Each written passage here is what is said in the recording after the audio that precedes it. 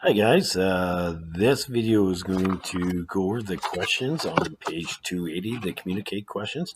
Now the first question on that one is identify Canadian astronauts who have contributed to space science and technology and the technology being used.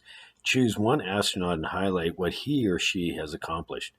Wow, we've had so many exemplary astronauts from Canada. Like a few of the ones that pop into my mind right off the bat are Mark Garneau, our first um, Canadian astronaut in space, or Roberta Bondar, the first female Canadian astronaut in space, or a couple of people that are actually involved in our government now.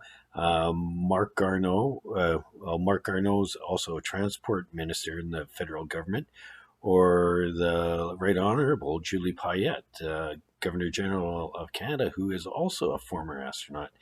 Uh, Another favorite is David Williams, Saskatchewan born astronaut. So there's lots of great astronauts you could take a look at and use for that question. Number two asks find out about technological tools and devices needed for space exploration. Explain one of them in detail. Now, if you weren't able to get this question, you can actually go on NASA's website or the Canadian Space Agency's website, and they actually have a bunch of links and simulations of various tools and situations uh, where you're going to need current tools or possible future tools that we would need to invent to help us deal with those. On question three, it asks indicate the ways in which the development of materials and technology for space exploration has resulted in the use of new technologies on Earth. Now, we've had to develop so many new innovations to help with space travel. I have a list here of some different things that have been created for space that have actually become a major part of our everyday lives. RadarSat, with respect to GPS or global positioning systems, they've been used to track locations or positions on Earth. They've been used in peacekeeping missions to monitor displacement of refugees and to aid in airlifts and other military support operations.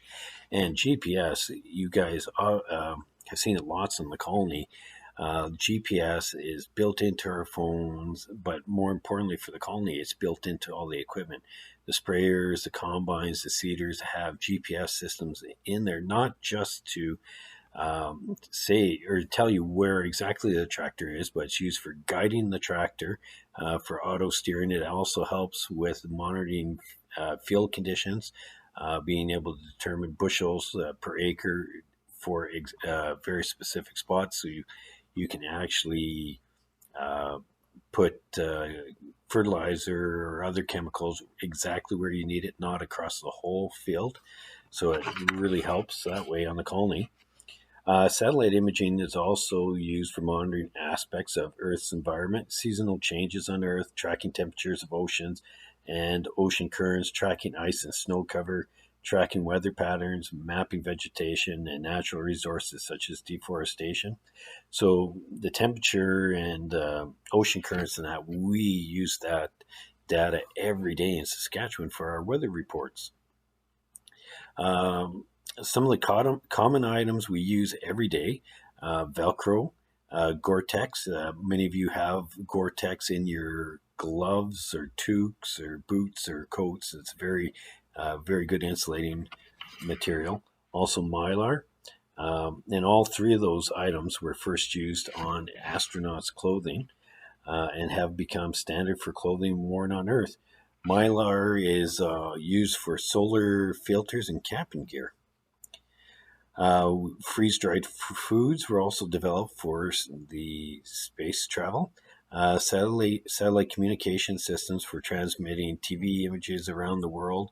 Microelectronics and medical imaging are technologies that have been developed and surged due to the rush for space exploration. So that's just a sample list. You might have a great deal more that you could add to it, but it's amazing how that research done in space has ended up working its way into our everyday life.